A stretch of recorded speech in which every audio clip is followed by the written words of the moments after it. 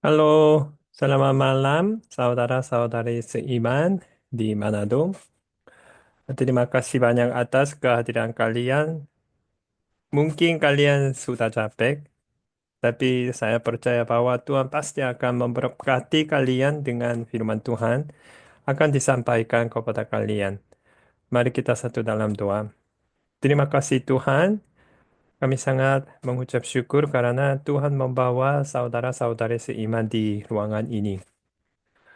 Inilah yang waktu kita akan menyelidiki lebih dalam apa artinya gereja Alkitabiah. Roh Kudus akan membimbing semua yang masing-masing di dalam hatinya dan kami akan mengandalkan pimpinan Roh Kudus. Kami berdoa dalam nama Yesus Kristus. Amin. Hari ini kita akan melihat bahwa semua orang percaya merupakan anggota-anggota tubuhnya. Dan ada banyak firman Tuhan saya membawa kelas ini karena saya mau membuktikan bahwa ini pikirannya atau prinsip ini bukan dari pikiran saya, tapi itu semuanya dari Alkitab.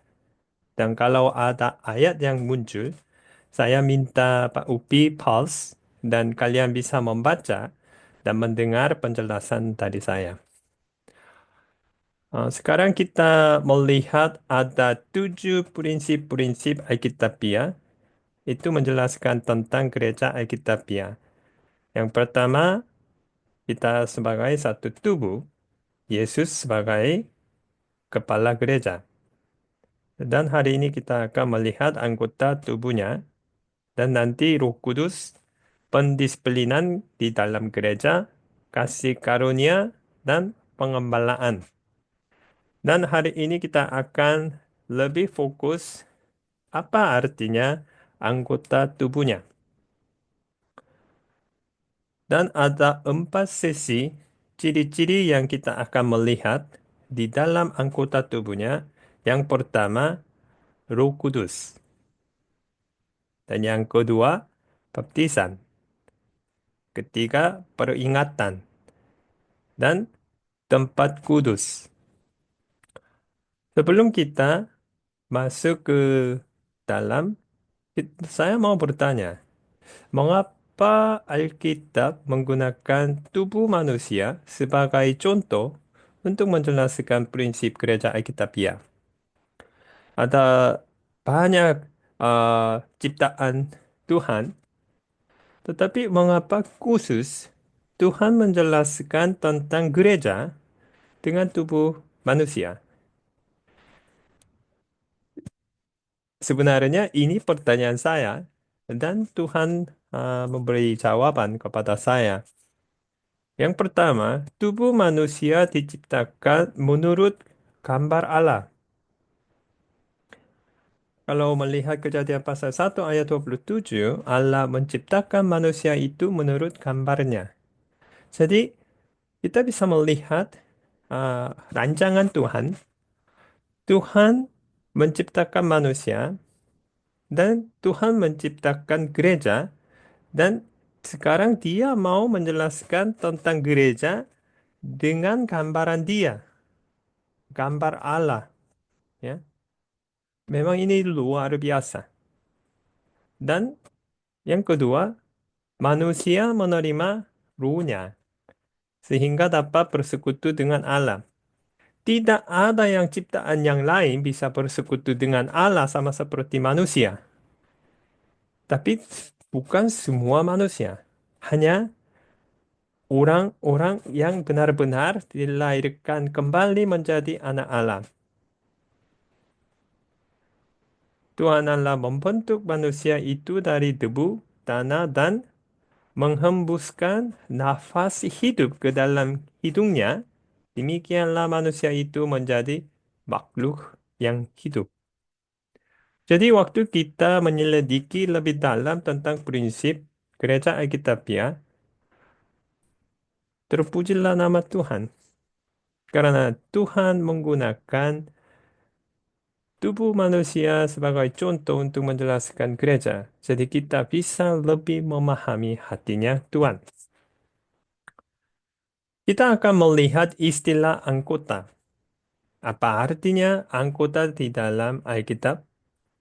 Yang pertama, siapa yang bisa menjadi anggota jemaat gereja? Orang yang telah lahir baru dan Roh Kudus ada di dalamnya. Dan yang kedua, orang Kristen yang telah menerima baptisan sesuai dengan prinsip Alkitab. Mengapa saya membawa nomor dua ini? Karena sekarang di Sulawesi Utara khusus dan denominasi-denominasi yang lain sedikit atau kacau sekali. Ya. Mereka membuat doktrin sendiri dan mereka berpikir itu yang benar. Tetapi kita harus memeriksanya. Semua kita melakukan kebiasaan mereka kita dengan acara baptisan atau pembaptisan, apa itu Alkitabiah. Gereja harus waspada terhadap nabi palsu dan ajaran sesat. Dalam gereja, anggota tidak dibedakan berdasarkan status sosial dan kedudukan. Orang yang telah lahir baru dan Roh Kudus ada di dalamnya, mungkin semua orang bisa datang kepada, semua bisa datang ke gereja. Ya. Karena pintunya terbuka kepada semua orang. Tetapi siapa yang sungguh-sungguh menjadi anggota tubuh Yesus Kristus, dia seharusnya menjadi orang yang benar. Mengapa? Karena sebelum dia dilahirkan kembali, lahir baru, dia masih anak musuh, setan. Bagaimana anak musuh bisa menjadi tubuh Yesus Kristus? Tidak bisa. Ya. Oleh sebab itu, Yesus berkata begini. Mungkin kalian bisa pause dan membaca Yohanes pasal 3 ayat 3. Dan kalian bisa melihat bahwa ini Yesus Kristus berkata Nikodemus, Aku berkata kepadamu, sesungguhnya jika seorang tidak dilahirkan kembali, ia tidak dapat melihat kerajaan Allah.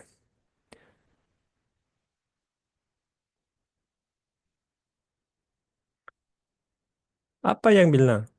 Saat kita dilahirkan kembali, apakah kita perlu berdoa untuk menerima Roh Kudus?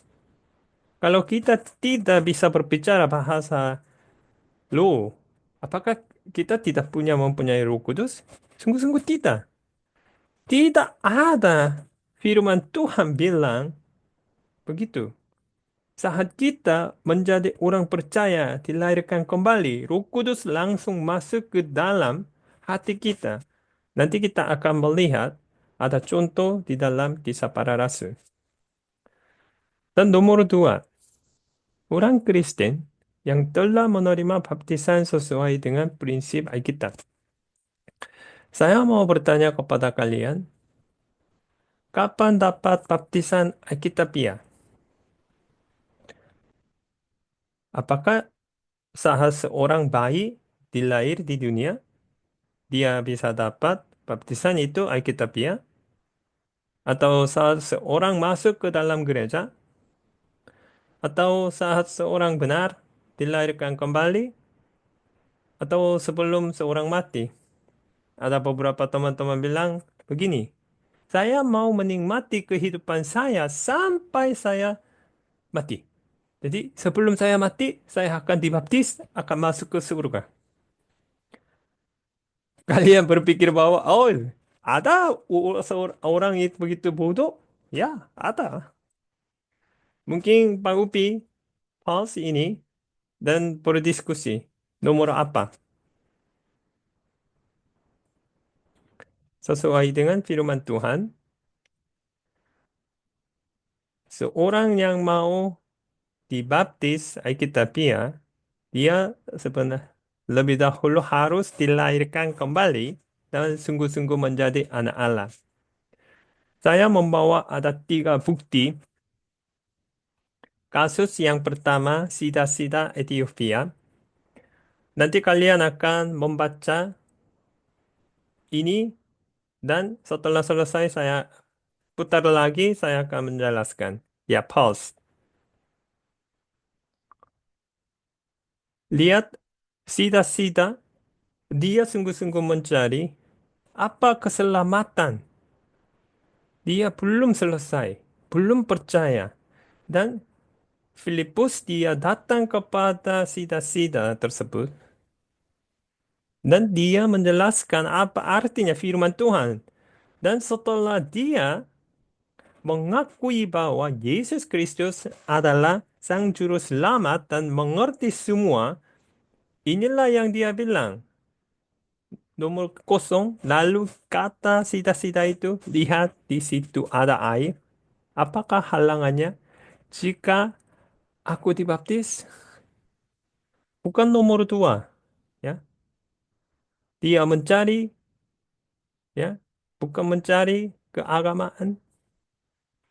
Setelah dia mengerti dan mendengar firman Tuhan yang benar, dan dia mau menerima baptisan. Kita bisa lihat darurat dan yang kedua urutan. Ya, maaf, urutan. Kasus kedua keluarga Cornelius. Pas membaca semua.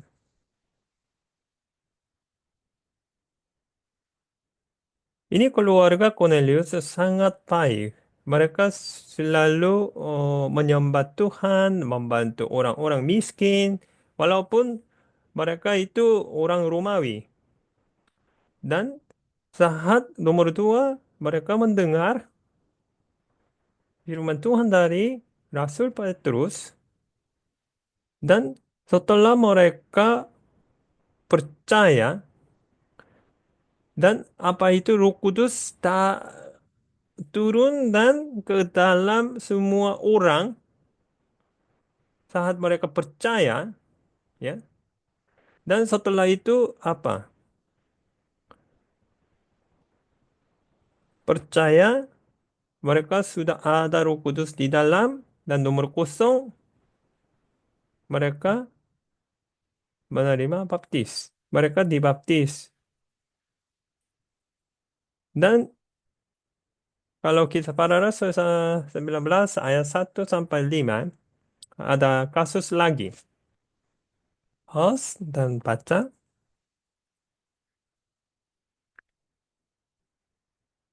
Ini memang luar biasa karena mereka sangat bergiat, ya, dan mereka sudah tahu baptisan Yohanes. Apa berbeda baptisan Yohanes dan orang percaya dibaptis? Karena baptisan Yohanes hanya berkata kepada mereka mengakui dosa-dosa mereka. Ya. Tetapi mereka tidak tahu bagaimana mereka semua dosa-dosa mereka akan diampuni. Jadi mereka mendengar firman Tuhan, ya. Ketika mereka mendengar hal itu dan percaya dan mereka memberi diri, mereka dibaptis dalam nama Tuhan Yesus. Kita bisa melihat ini murid-murid, mereka sudah bergiat, sudah beragama, mereka sudah menginjili dengan pikiran mereka. Tetapi kapan mereka dibaptis? Mereka tidak malu, ya. Mereka sungguh-sungguh mau mengikuti firman Tuhan. Mengapa kita harus belajar hal ini? Karena ada orang bilang, saya sudah menjadi orang percaya. Ya, saya sudah dibaptis. Tetapi, kalau itu bukan Alkitabiah, gereja mungkin tidak bisa menerima dia sebagai anggota jemaatnya. Ya, karena memang ini harus hati-hati. Nanti kita akan melihat juga. Nomor tiga, gereja harus waspada terhadap nabi palsu dan ajaran sesat. Mungkin pause dan baca.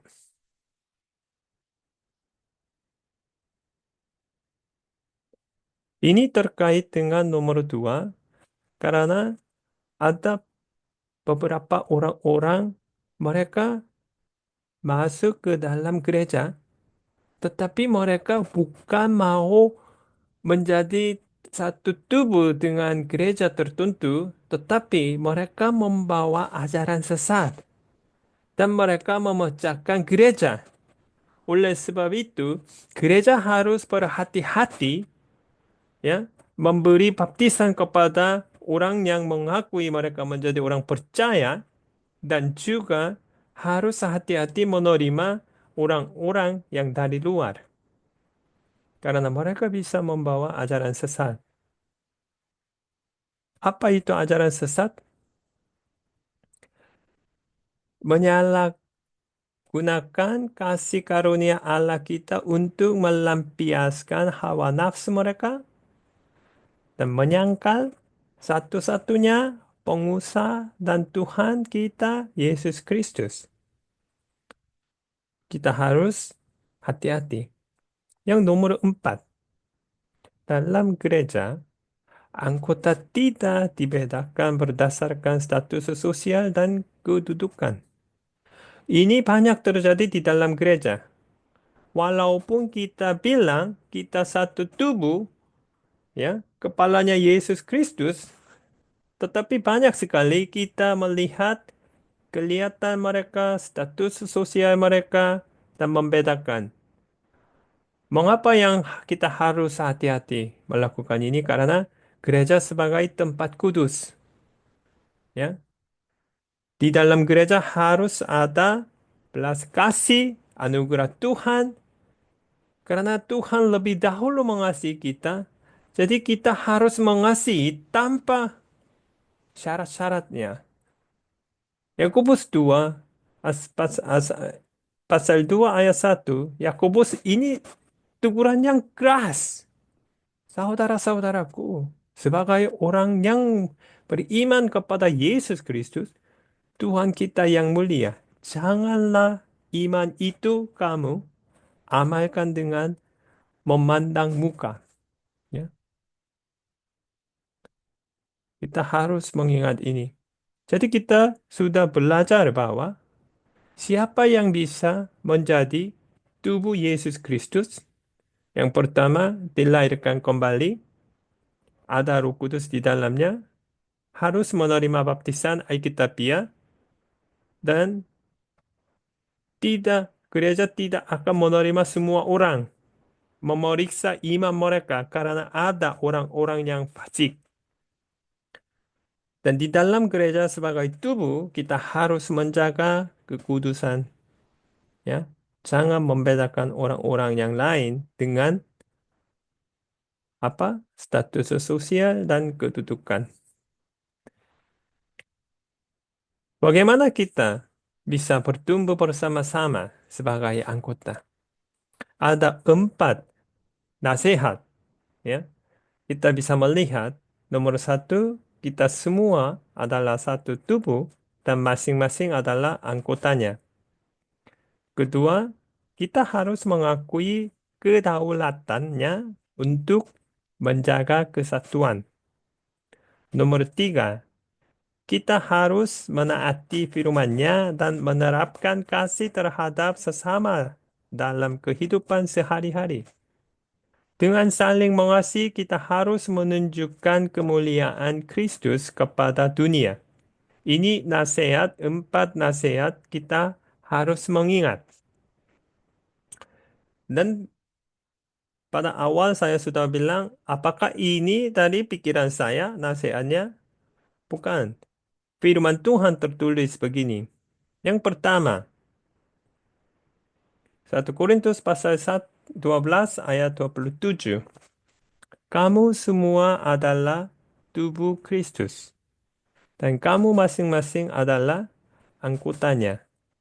Jadi, kita semua berkumpul, beribadah, menyembah Tuhan, kelihatannya masing-masing secara pribadi, tetapi dari mata Tuhan, Tuhan melihat sebagai anggota Dia. Kita sudah melihat mengapa Tuhan menggunakan tubuh manusia untuk menjelaskan gereja Alkitabiah karena manusia diciptakan sebagai gambar Tuhan. Dan kita sekarang dia menyuruh kita sebagai anggota satu tubuh. Dan yang kedua, kita harus mengakui kedaulatannya untuk menjaga kesatuan. Mungkin bisa pause dan membaca ayat-ayat ini.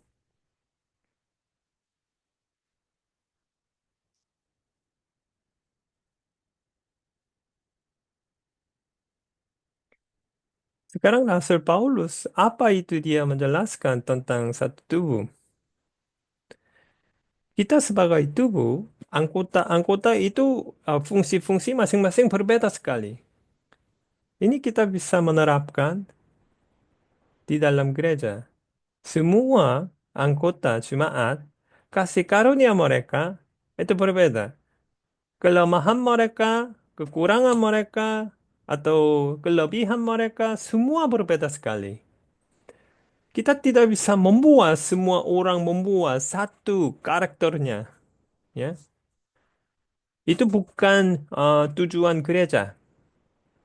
Gereja itu di tempat semua anggota bisa menggunakan kasih karunia dengan bebas, ya, dipimpin oleh Roh Kudus dan membentuk anggota itu lebih kuat dan lebih besar dan saling menghormati. Tetapi mengapa begitu susah menjaga kesatuan di dalam gereja? Karena kita selalu berpegang pikiran kita lebih utama daripada orang yang lain. Apa firman Tuhan bilang kepada kita? Siapa yang itu ya memimpin kehidupan kita?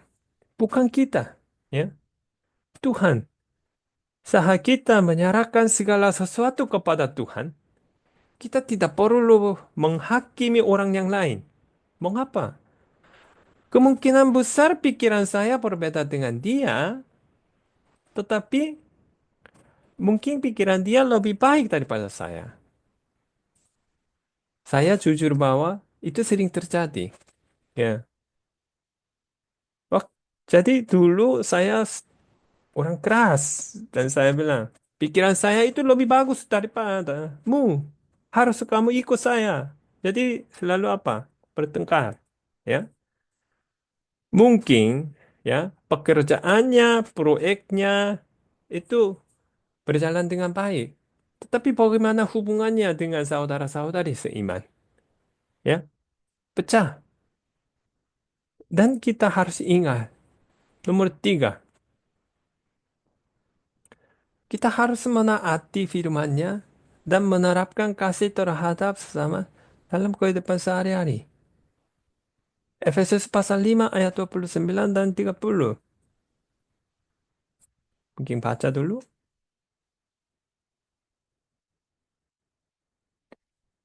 Ayat ini memang lucu sekali. Karena Tuhan tahu hati manusia. Sebab tidak pernah orang membenci tubuhnya sendiri. Ya, apakah kalian selalu pukul? Ya, atau mata? Mau cabut mata? Atau hidup? Tidak ada. Satu orang pun membenci tubuhnya sendiri. Tetapi di dalam gereja, kalau saudara-saudari seiman sekarang berada di ruangan itu sebagai anggota tubuhnya, apakah kalian mau membenci? Ya, apakah kalian mau membalas kelemahan mereka? Ya, kejahitan mereka? Saya secara pribadi tidak mau.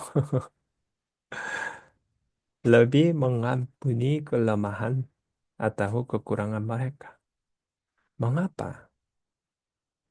Yesus Kristus lebih dahulu mengasihi kita. Ya. Lihat, tetapi mengasuhnya dan merawatinya sama seperti Kristus terhadap jemaat. Karena kita adalah anggota tubuhnya. Kalau kalian melihat kelemahannya, kekurangan saudara, saudari seiman di dalam gereja, jangan membalas, tetapi berdoa untuk dia. Maka dia akan datang kepada Tuhan dan Tuhan akan mendisiplin dia. Jadi dia akan lebih bertumbuh dalam iman. Dan kita sebagai anggota saling menjaga kesatuan dan menunjukkan belas kasih Tuhan kepada dunia. Mengapa? Karena gereja tidak ada perbedaan dengan dunia. Ya. Semua hal-hal yang buruk yang di dunia itu terjadi di dalam gereja. Jadi banyak orang bilang ini, kalian itu orang fasik. Ya, mengapa? Kalian bilang Tuhan mengasihi semua orang, tetapi kalian tidak mengasihi saudara-saudari seiman. Lihat di dalam gereja, kalian selalu bertengkar, ya, selalu membenci, saling membenci. Jadi firman Tuhan yang benar, tetapi kalian tidak benar, ya. Jadi bagaimana ini? Ya, dengan saling mengasihi kita harus menunjukkan kemuliaan Kristus kepada dunia. Saya minta membaca Yohanes pasal 14 ayat 21.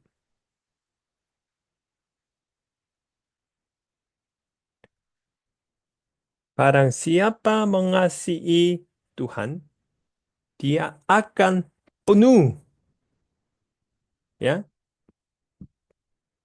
Belas kasih Tuhan akan berlimpah di dalam hati dia sehingga dia bisa mengasihi orang yang lain. Tanpa ini, kalau tidak ada belas kasih, itu mengandalkan hati kita tidak mengandalkan belas kasih Tuhan, kita tidak bisa mengasihi orang yang lain. Mengapa? Karena kita tidak ada kasih di dalam hatinya. Itu seharusnya dari Tuhan. Jadi saat kita persekutuan dengan Tuhan yang baik, dan firman Tuhan selalu melimpah di dalam hati kita, sehingga kita bisa melakukan, menerapkan firman Tuhan di dalam kehidupan kita. Tanpa itu, tidak akan terjadi. Barang siapa mengasihi aku, ia akan dikasihi oleh Bapakku, dan aku pun akan mengasihi dia, akan menyatakan diriku kepadanya. Saat kita saling mengasihi, kita akan melihat bagaimana Tuhan bekerja di dalam kehidupan kita masing-masing dan di dalam gereja. Hari ini kita menyelidiki lebih dalam tentang apa artinya anggota tubuhnya bersama-sama. Dan dalam grup diskusi, kalian bisa membagi pikirannya sesuai dengan pertanyaan ini. Dan juga kalau kalian ada pertanyaan tentang baptisan, dipersilakan waktu sharing bisa bertanya kepada saya dan nanti saya akan menjawab. Dan saya sangat berterima kasih karena kalian sudah merekam sharing minggu lalu dan saya sudah mendengar. Jadi saya sangat senang dan itu sangat membantu saya dan menyiapkan kelas-kelas. Terima kasih dan mari kita berdoa untuk menutup kelas ini. Terima kasih Tuhan, hambanya menyampaikan firman Tuhan dengan hati-hati. Semua ini disampaikan kepada saudara-saudari di sana. Itu menjadi sumber hidup sehingga mereka akan menikmati melayani di dalam gereja lokal dan mereka bisa memeriksa dirinya sendiri apakah kehidupan mereka Alkitabiah atau belum. Dan terima kasih atas pimpinan Roh Kudus. Kami berdoa dalam nama Yesus Kristus. Amin. Terima kasih dan selamat malam.